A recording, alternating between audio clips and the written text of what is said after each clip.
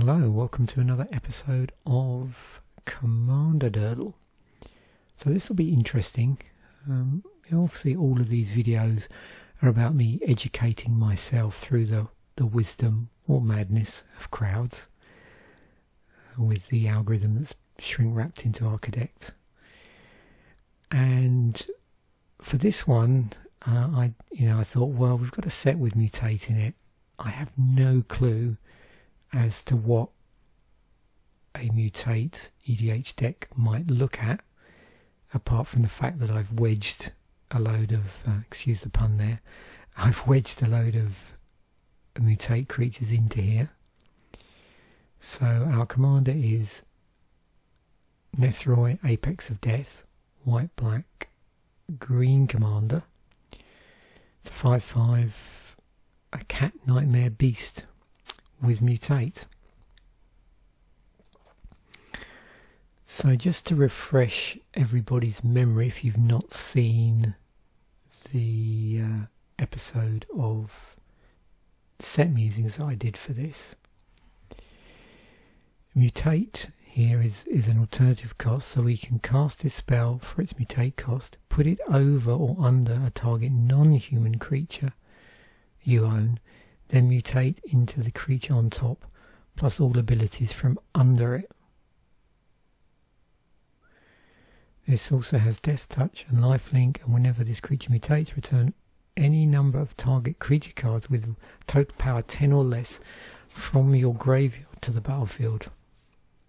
So obviously the timing on this is super important, and I imagine what we're going to end up with is a lot of cards beyond the mutate cards that are putting stuff in the graveyard. That's what I would expect.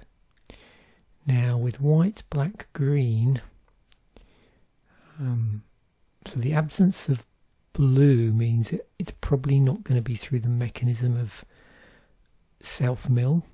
So we've got no access to blue mill cards, so it'll be interesting to see the way in which, white, black and green do that. And there are cards that will do that because, of course, there's probably a lot of cards, a lot of eternal cards that are used in, say, like Reanimated X, which puts stuff in the graveyard. So we'll see how that manifests itself. And also what we already have here. So let's go down this. I'll just show you, what creatures I've opted to include from the set with mutate. I'm not going to read them out necessarily, but I just wanted to highlight here. You can see we've got some cats and nightmare beasts and bats and various other things. And it's all the same here for the mutate, although the costs are different. If you cast this spell for its mutate cost, put it over or under target non-human creature you own, then mutate onto the creature on top, plus all the abilities. So you can see, actually, one thing I'll point out here, these different abilities. So this is reach and counters, stuff, getting back stuff from the graveyard. So there's some things here which actually on their own volition get stuff back from the graveyard. We've got token creation and lifelink. So what we're getting here, I suppose, is these additional sort of utility abilities that we can maybe leverage. So you can see, so stuff that might be on, say, an instant or sorcery is sort of stapled on here as well.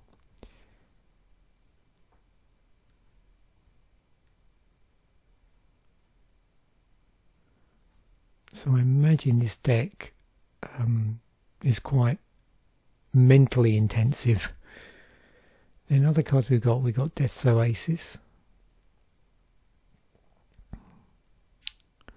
It's a way of getting stuff into our graveyard and getting it back. Swamps and plains and forests, and additionally I've got Bonders Enclave here for card draw. And you can see the condition is here that only if you control a creature with power 4 or greater. Well, you can see there's a number of quite large creatures in here. And then we've got this Triome, the on-colour Triome. I've also got the Crystal as well. Instants, you can see stuff here, either destruction or stuff that interacts with the graveyard, ways of dealing with threats. We've got a Planeswalker from the set, spits out green beast creature tokens and does that sort of counter, those keyword counter things. Yeah, basically getting creatures out. And you can see it's also got this static ability, so yeah, it's cool. So obviously heavy creature deck, so we're looking at a large amount of creatures in here. And of course as well we've got the advantage that there's a lot of spell type effects that are there as a result of Mutate. We've got Migration Path and Eerie Ultimatum in our sorcery slot. So with this particular commander, if you look on edhrec, you'll see that there's a number of different strategies it can be classified under.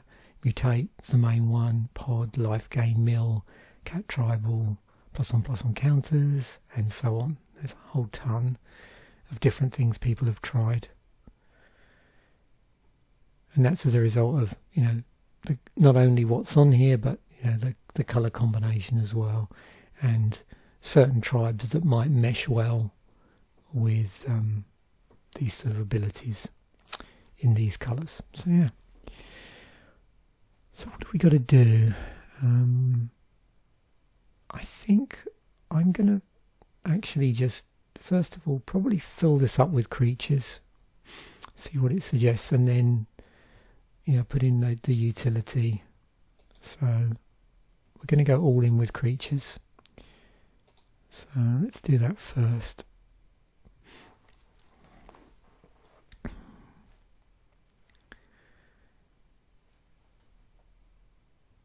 Now I think the other thing is there was a specific reference there, wasn't there, to... I'm going to have to go back. Oh no. So for some reason I thought some of these cards were not particularly human friendly, but oh yeah, of course the Mutate itself. So put it over or under a non-human creature. So obviously there are some inclusions which belong in the deck which are humans, but I suspect most of this. So things like the Skull Prophet's just going to be there for this ability. But you can see the sort of things that are being suggested. If it doesn't have ability in and of itself, that is better than just what it might get through being able to mutate, then yeah, that is included. So let's go back up here. So we'll stick in, I must have missed a few mutate creatures by the looks of things. So yeah, we'll just go all in, I think, with as much mutate stuff as possible. And then we can start to add in other things. I'm just looking to see, having to think a bit on the fly here because I'm just completely in unknown territory. It's got escape on it. Do I want to be...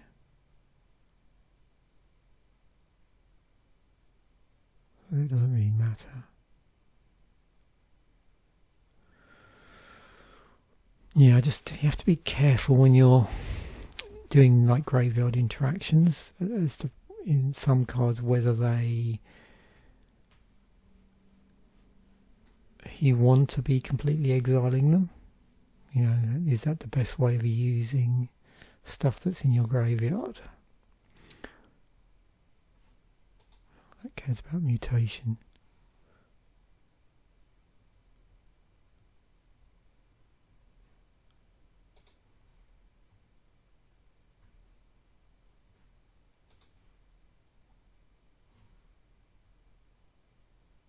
Oh, we don't want to be... God, this is going to get... If I also... I mean, Dredge is great in...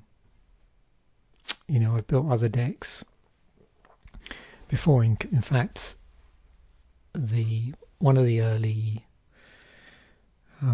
Commander themed series that I did revolved around a deck that cared about you getting stuff in the graveyard, and certainly these Dredge cards are good for that. Yeah. Bit of fun there. Oh.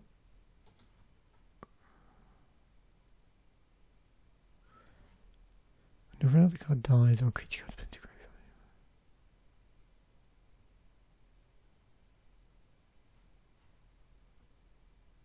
Okay, yeah. There's our mill.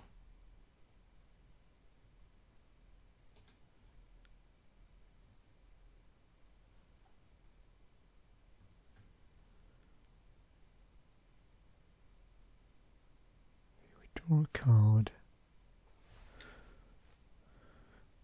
Rest in your graveyard, okay.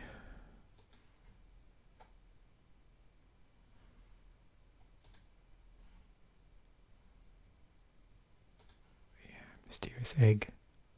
Yeah, like I said, there's a few things I've missed. Revelark.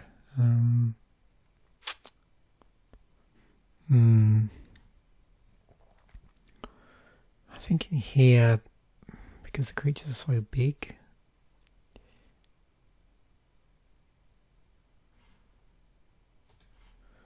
Sun Titan.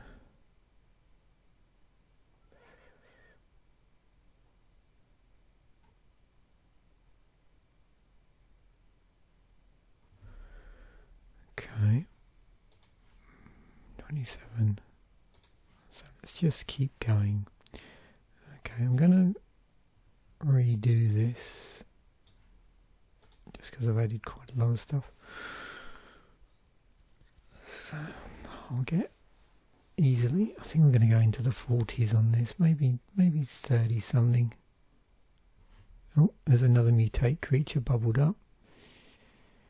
It seems insistent on this.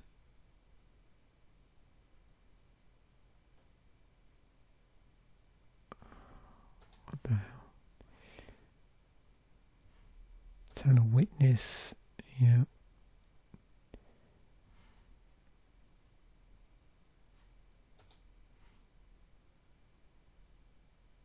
Another Dredge card.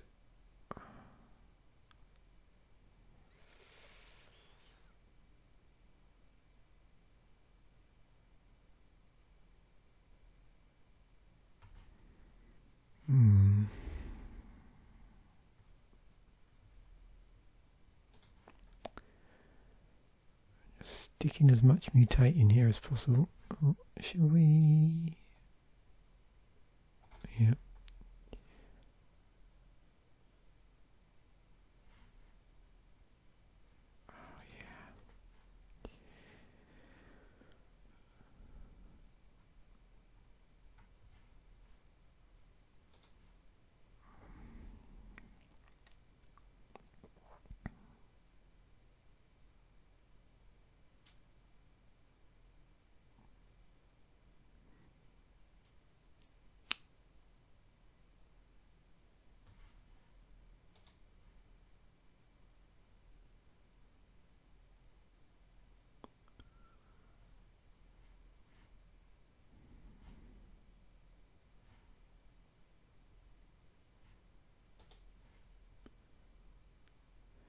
Putting stuff in, we've got to get them out.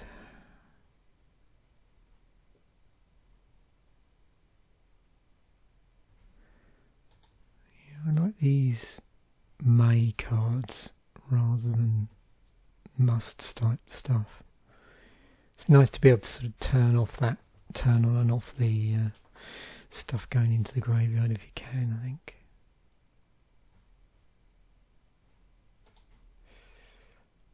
good.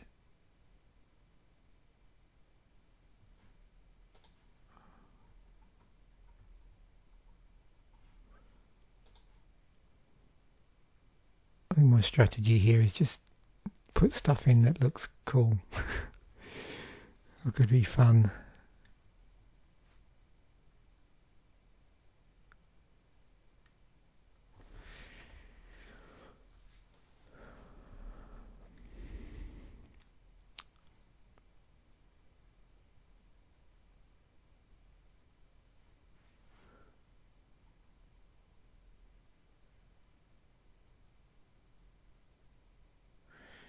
So we've got a lot of life exchange stuff now coming up. Oh, Hermit Druid.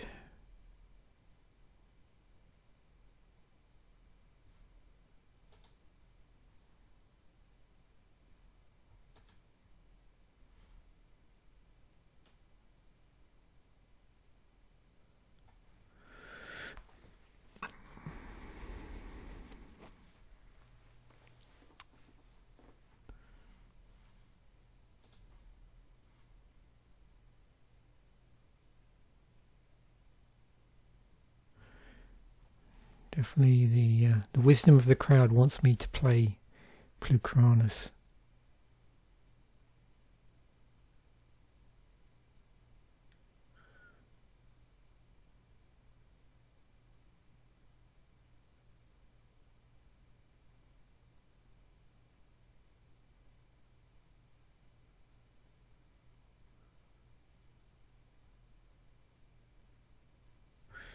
Oh, why not? Oh wow, yeah, I think I've overcooked it a bit here. I didn't plan on putting 43 in, that's for sure.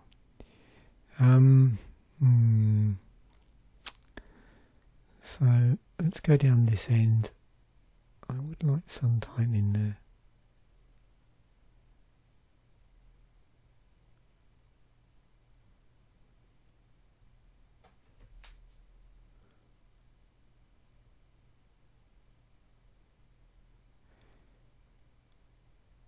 What about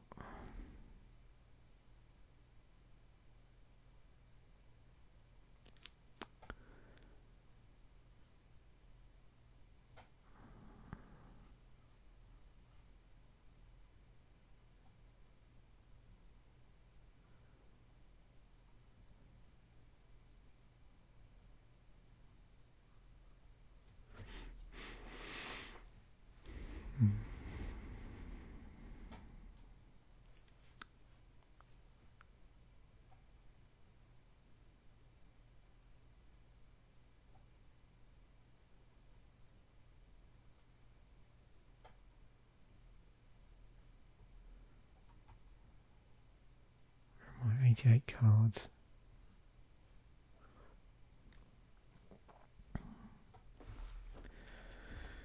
Just the battlefield all dies, mill 3 cards.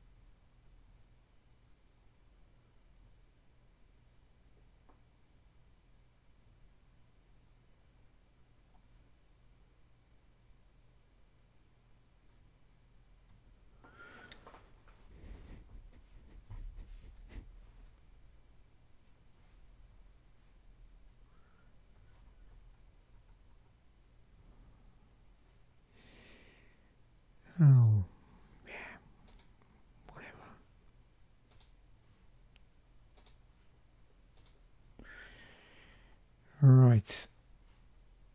Arcane Signet. Thank you.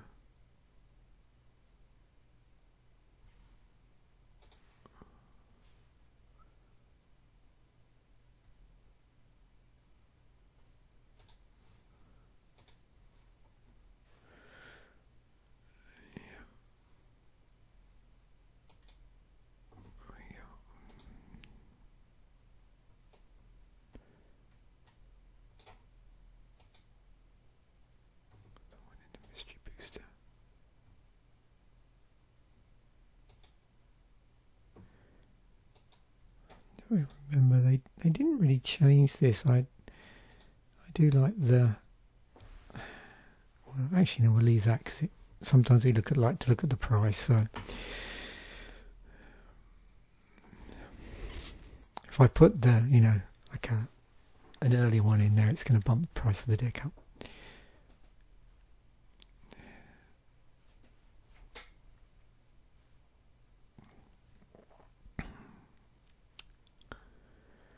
So 11 cards to add.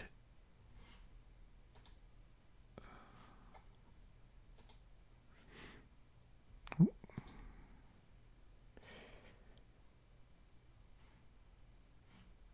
happened there? Nyx Weaver.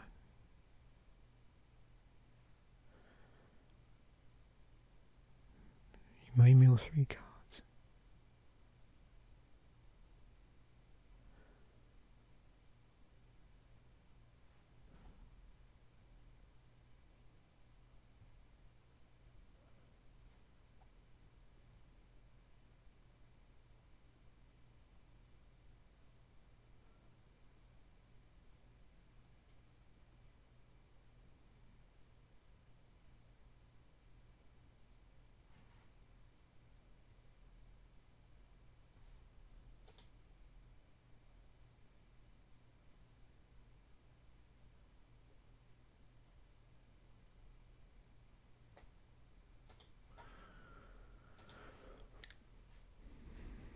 Okay, some enchantments, not many. We got our Planeswalker, got our artifacts, so some instants and sorceries maybe.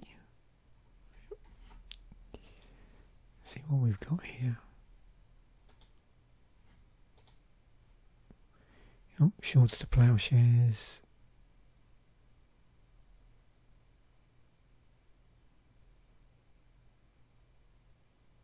Grizzly Salvage. Got the Charms, Despark, Beast Within, Path to Exile, Entomb,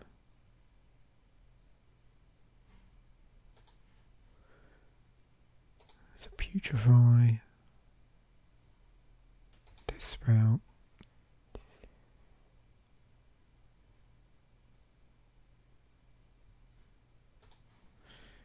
the Charming.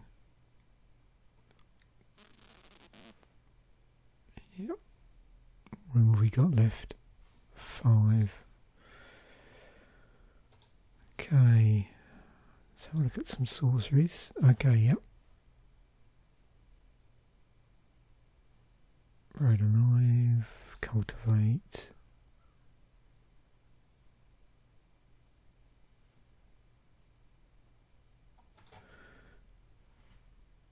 Good Armor's Reach. Living Death, yes.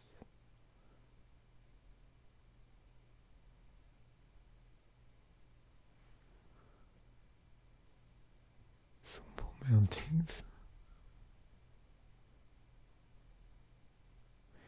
I got Life from the Loam. Yeah, things we've got Dredge. Okay, we need to take something out.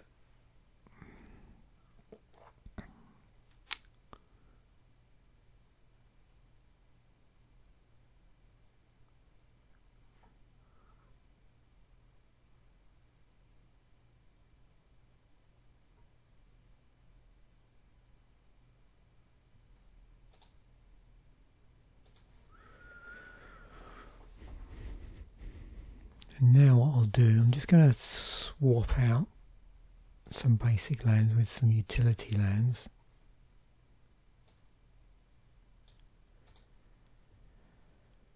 Okay, command tower, that one.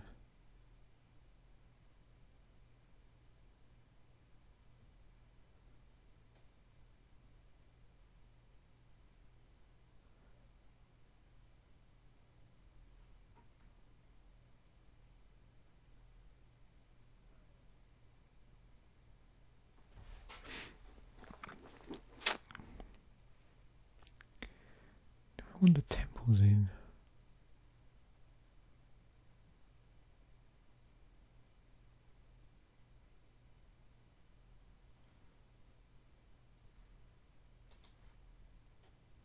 That looks like fun.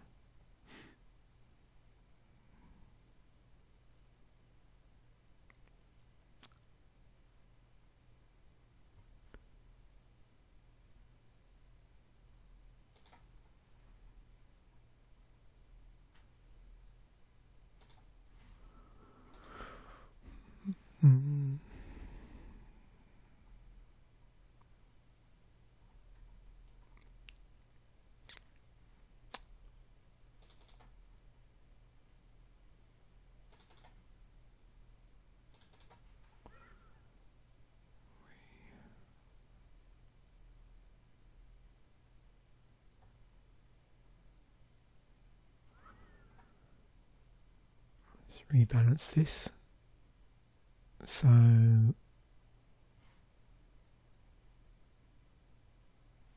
take the white down,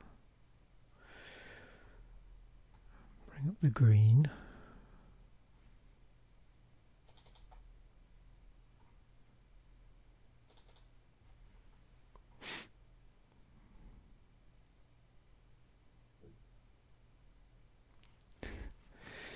Interesting curve.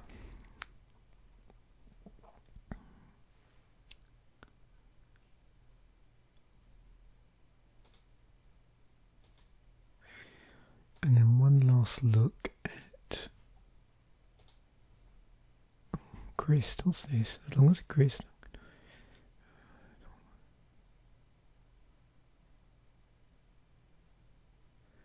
Green one. Mill a card.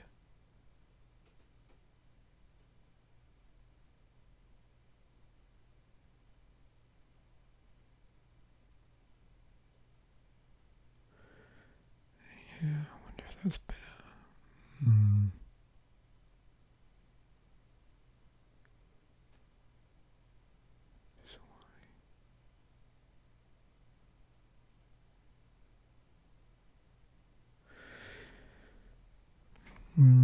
Looks like fun, but maybe doesn't.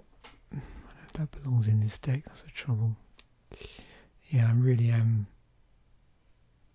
flying blind a little bit here.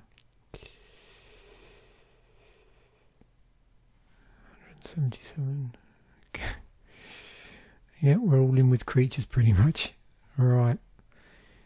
I suppose our creature curve doesn't look too bad. It could be a lot worse. Right, let me just export this and we'll do a cursory goldfish of the deck.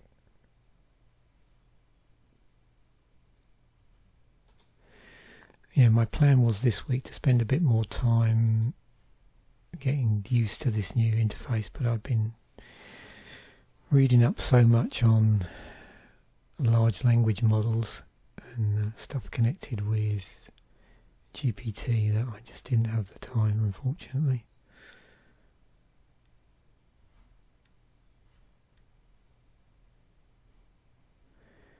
Oh, yep, that's fine. So we got a 3-lander. As I suspect, a lot of the time we probably won't get anything castable till turn 3. Oops.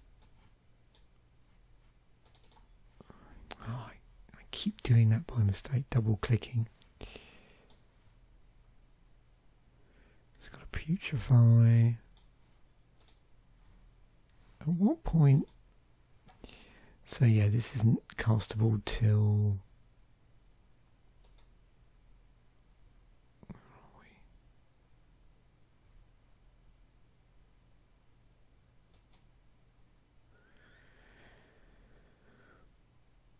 Okay, so the mutate cost, which is probably what we want to do. So yeah, we're not too worried about getting this out too quickly, really.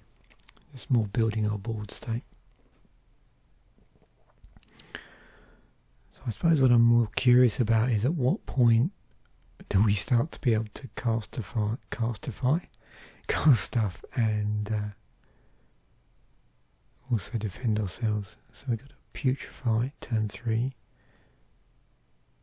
We can start burying stuff. Of course the problem is if anybody nerfs our graveyard, we're in deep trouble.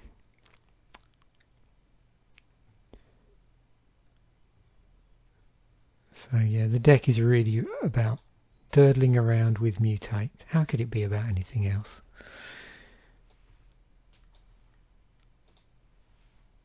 Well, we don't seem to have any problems with land, which I suppose is good when we've got such high casting cost stuff. So I can get my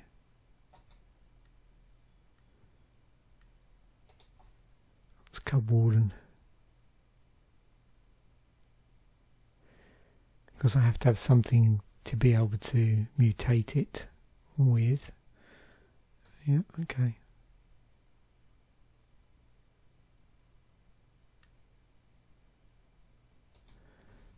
Wow. Let's just cast it regularly. Oh, we do have a crystal, so that's cool. So yeah, I think life from the loam. Yeah, okay.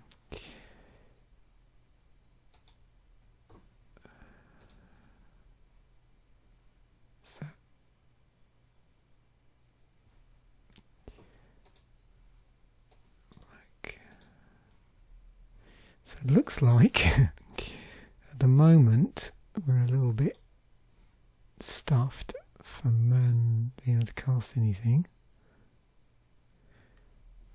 Yeah, we really need... Oh, we got a Terramorphic Expanse. Okay, so we could crack that for a green mana. That's good. Let's just see how we go here in terms of the draws. So... what's that? 3-drop, 4-drop, 4-drop, 4-drop, 5-drop, swamps. So we're only really in a problem here if we have anything with double white in it, I think.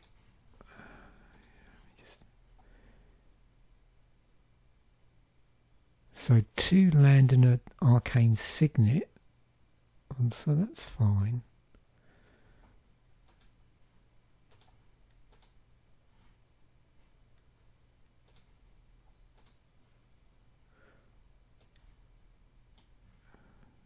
Turn 4 solemn. So what do we got again? Turn 4, 3, 6. 6. So probably this hand we're going to have the most amount of trouble. We do have a Satyr Wayfinder. So that's a possibility to get more land. Okay. Best case scenario, we'd get land. But we'll see anyway. Yeah, we actually wouldn't have done, so. 4 cards. So we wouldn't have any land, so that wouldn't have really worked. So we'd still be stuffed on. We do have a... Oh dear, so it's probably be the first hand where we'd have a little bit of trouble. So, a 2-lander.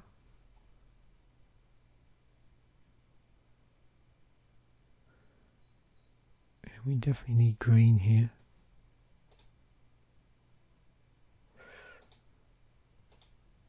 Oh, there we go. So, Glowstone Recluse.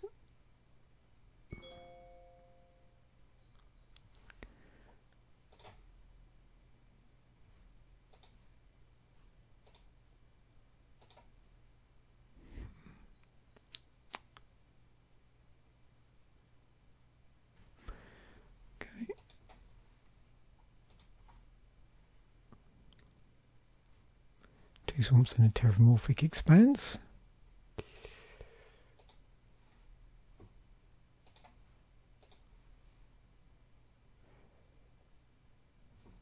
So we can obviously crack the terramorphic. Do another land as well.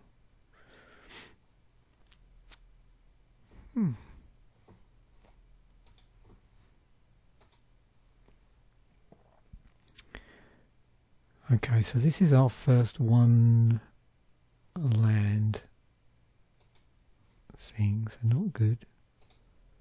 If we were to keep that, what would happen? Nothing very good. Now, the other thing is sometimes, obviously if you've got a dredge card and you're having to discard, that can be quite nice.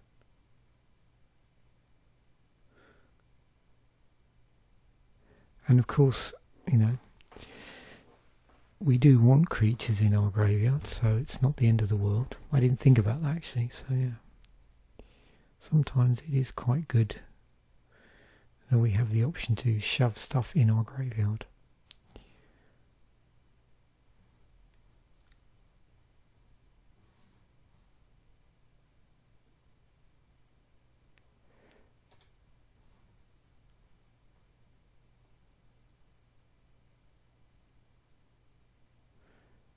So, what do we want to...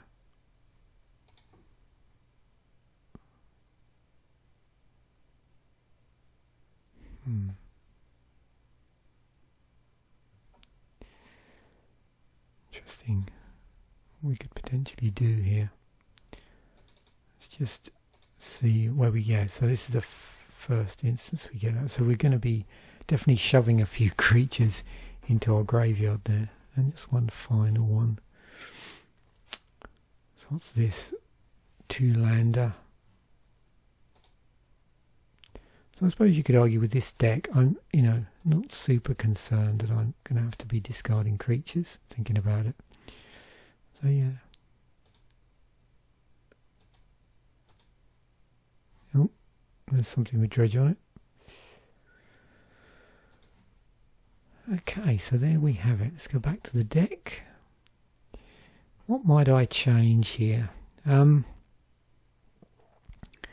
wonder whether it would be tempting. I'm just trying to think, you know, off the top of my head, I just don't know how many other dredge cards in white, black or green there might be. That might be a possibility. Go a bit more dredge.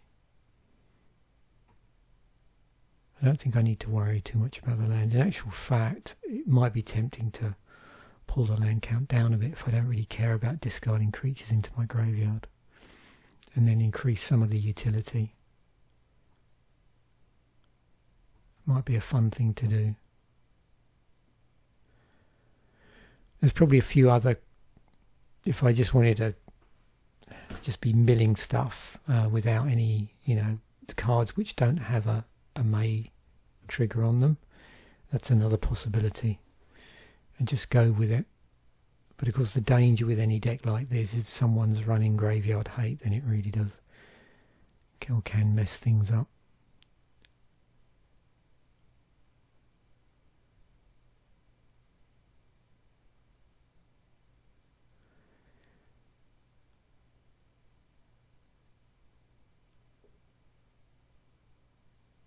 Yeah, so that was interesting. Like I said, it's not something I'm super familiar with.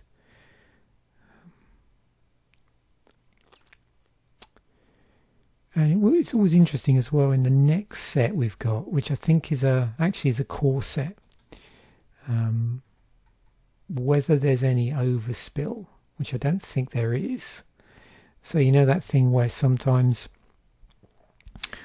you know, to make certain themes, mechanics, stuff like that work across standard at that particular time. They had cards which like synergized in later sets with an earlier ability, and I'm curious to see in the following set how that might manifest itself as well, whether we've got some more things that might synergize with Mutate. So thanks once again for watching. Bye for now, and I will catch you in the next episode.